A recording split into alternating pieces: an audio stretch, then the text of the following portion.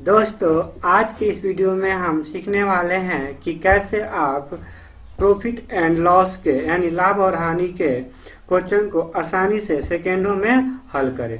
तो हेलो दोस्तों, मैं अंकित कुमार कुशवाहा स्वागत करता हूं आपके अपने YouTube channel JMS digital classes में।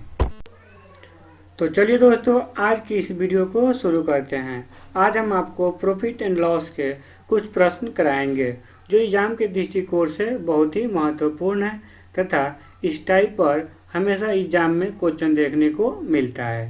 दोस्तों, हमारा पहला क्वेश्चन है, अगर किसी वस्तु को 20% के लाभ पर 300 रुपया में बेची जाती है, यदि उसे 235 रुपया में बेची जाती तो हानि प्रतिशत ज्ञात करें। तो चलिए दोस्तों, इसको हम रेशियो मेथड से देखते हैं। दोस्तों, रेशियो मेथड से बनाने के लिए आपको जो प्रॉफिट परसेंटेज दिया है उसे सबसे पहले भिन्न में चेंज करना होगा। उसे भिन्न में बदलने के लिए हमको परसेंटेज को जब भिन्न में बदलते हैं तो 100 से भाग देते हैं। तो 100 से भाग देंगे 20/100, ये हो जाएगा आपका 20 एकम 20, 20/100। जो हमारा भिन्न आया वो 1/5 आया। अब इसमें क्या होता है, जो नीचे वाला होता है वो हमेशा सीपी होता है जब तक कि प्रश्न में न कहे। जब प्रश्न में कोई प्रश्न में बोलता है तो एसपी हो जाता है, लेकिन ऐसे हमेशा क्रय मूल्य रहता है। अगर क्रय मूल्य और हम प्रॉफिट का जो भिन्न में बदले हैं, प्रॉफिट के परसेंटेज को भिन्न में बदले हैं, इसलिए जो ऊपर वाला हमारा होता है वह लाभ होता है यानी प्रॉफिट होता है। अब क्या करना है दोस्तों, यानी जो आपका अंश होता है भिन्न का वो प्रॉफिट होता है और हर होता है वो सीपी होता है, लेकिन कभी कभी वो आपका एसपी भी हो जाएगा। कब? जब प्रश्न में कहेगा तब। अब कोई वस्तु अगर 5 रुपया है, अगर किसी वस्तु का दाम 5 रुपया है, अगर उसे 1 रुपया का प्रॉफिट लेकर लाभ लेकर बेच रहे हैं तो एसपी कितना हो जाएगा? तो एसपी आपका होगा 5 1 6 होगा। एसपी हो जाएगा 6 रुपया। लेकिन जो आपका प्रश्न के अनुसार जो विक्रय मूल्य है वह कितना है? तो आपका 300 रुपया है। तो ये 6 एकम 6, 6×5 30 यानी 50 आ रहा है। हमें क्या निकालना होगा? एसपी निकालना होगा, जिससे कि हम अपने प्रश्न को आगे हल करें। इसलिए हमको एसपी, तो एसपी निकालने के लिए 5 से गुणा करेंगे। तो 5 से गुणा करेंगे तो कितना हो जाएगा? तो यहाँ पे भी 5 से गुणा करेंगे तो ये हो जाएगा आपका 5 और 50 25, यानी तो हमारा एसपी निकल के आया। अभी क्रय मूल्य जो निकल के आया वह कितना आया? तो 250 रुपया। लेकिन प्रश्न में हमें क्रय मूल्य नहीं निकालने के लिए नहीं कह रहा है, बोल रहा है कि अगर इसे 235 रुपया में बेचे तो हमें हानि होगा, तो कितना परसेंट हानि होगा वह निकालना है। तो यहाँ पे हानि हमें कितना रुपया हो रहा है? तो 15 रुपया का हानि हो रहा है। अगर हानि परसेंटेज देखें तो 15 और बटा में कितना होगा? 250 गुणे 100। अब क्या होगा? 0 से 0 कटेगा, 5 के पढ़े में 3 बार में, 5 के पढ़े में 5 बार, 5 दूने के 10। ये कितना होगा? तो 6% यह आपका आंसर हो गया। लॉस का परसेंटेज कितना आया? उम्मीद करता हूँ दोस्तों यह प्रश्न आपको समझ में आया होगा। तो आइए दोस्तों, आप दूसरा क्वेश्चन करते हैं। दूसरा प्रश्न है, यदि कोई व्यक्ति एक वस्तु को 1400 रुपया में खरीदता है और उसे 15% के हानि पर बेच देता है तो उस वस्तु का विक्रय मूल्य ज्ञात करें। तो दोस्तों, इसे भी हम रेशियो मेथड से ही बनाएंगे।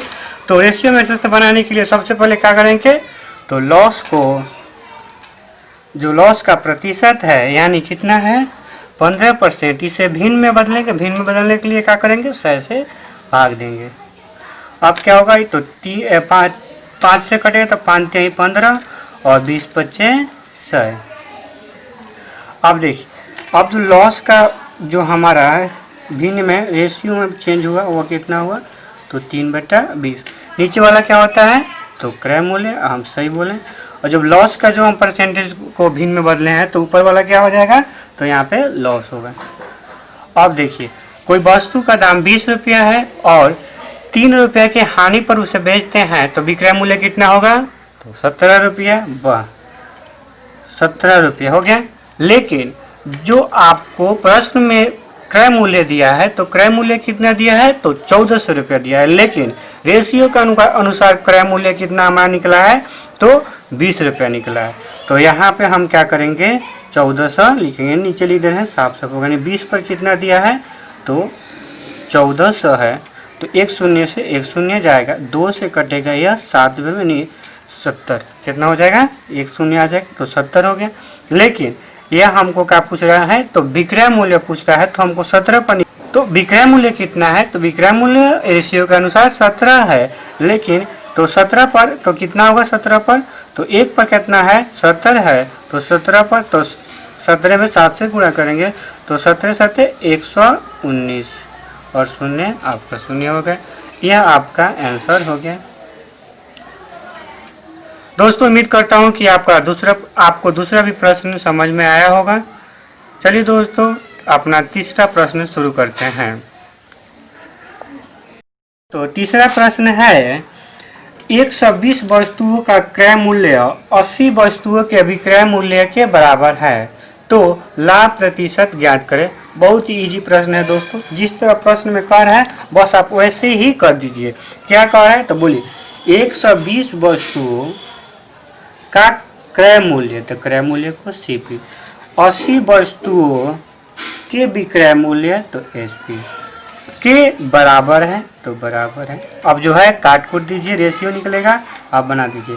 ये 0 से 0 कटेगा, 4 के पारा में 2 बेर में जाएगा और 4 के पारा में 3 बेर जाएगा।